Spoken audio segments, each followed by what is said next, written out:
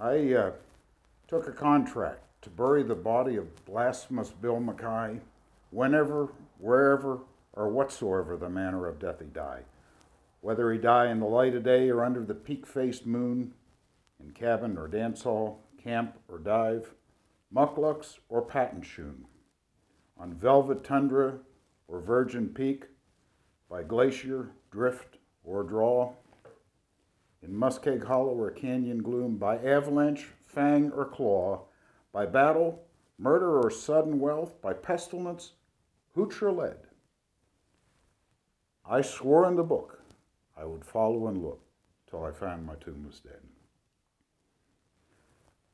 For Bill was a dainty kind of cuss, and his mind was mighty sought on a dinky patch with flowers and grass in a civilized boneyard lot. And where he died or how he died, it didn't matter a damn so long as he had a grave with frills and a tombstone epigram. So I promised him, and he paid the price in good Chichaco coin, which the same I blowed that very night down the Tenderloin. Then I painted a 3-foot slab of pine. Here lies poor Bill MacKie.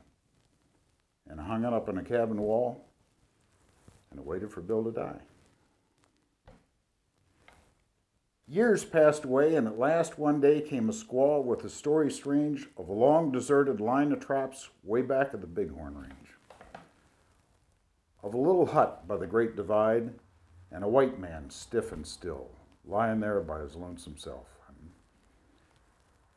I figured it must be Bill, so I thought of the contract I'd made with him, and I took down from the shelf the swell black box with the silver plate he'd picked out for himself.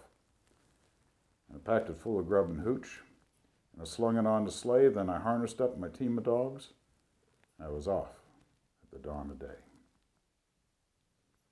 You know what it's like in the Yukon wild when it's 69 below, when the ice worms wriggle their purple heads through the crust of the pale blue snow, when the pine trees crack like little guns in the silence of the wood, and the icicles hang down like tusks under the parka hood.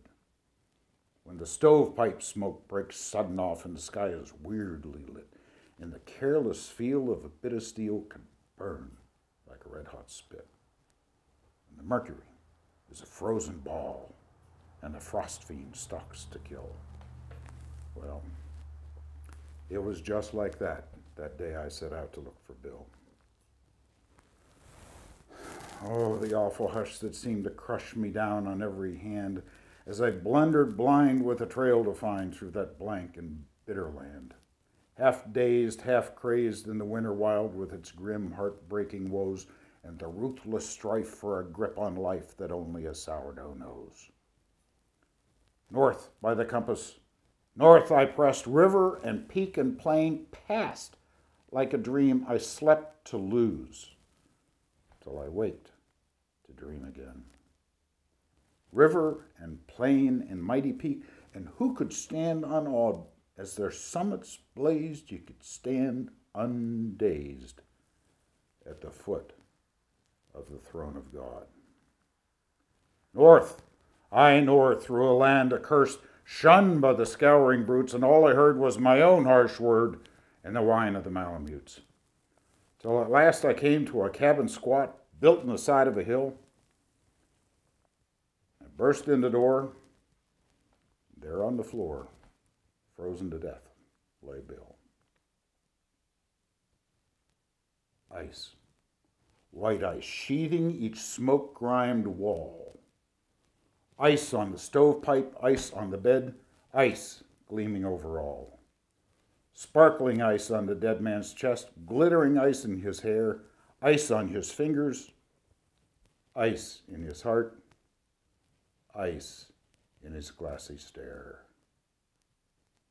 Hard as a log and trussed like a frog with his arms and legs outspread,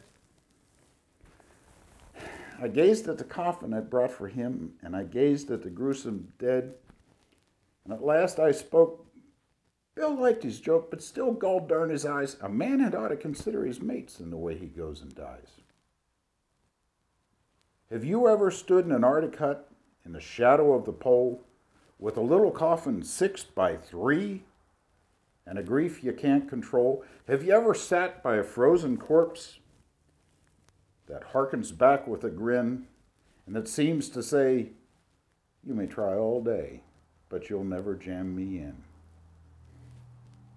Well, I'm not a man of the quitting kind, but I never felt so blue as I sat there gazing at that stiff and studying what I do.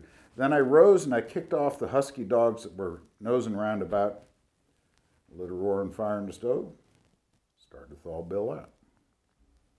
Well, I thawed and thawed for 13 days, but it didn't do no good. His arms and legs stuck out like pegs, as if they was made of wood. Till at last I said, it ain't no use. He's froze too hard to thaw. He's obstinate, and he won't lie straight. So, I guess I got a saw. So I sawed off poor Bill's arms and legs, and I laid him snug and straight in the little coffin he picked himself with the dinky silver plate. I came nigh near to shedding the tears and nailed him safely down. I stowed him away in my Yukon sleigh, and I started back to town. So I buried him, as the contract was, in an arrow grave and deep, and there he's awaiting the great cleanup when the judgment sluice heads sweep. And I smoke my pipe, and I meditate in the light of the midnight sun, and sometimes I wonder if they was the awful things I done. And as I sit and the parson talks expounding on the law, I often think of poor old Bill and how hard he was to saw.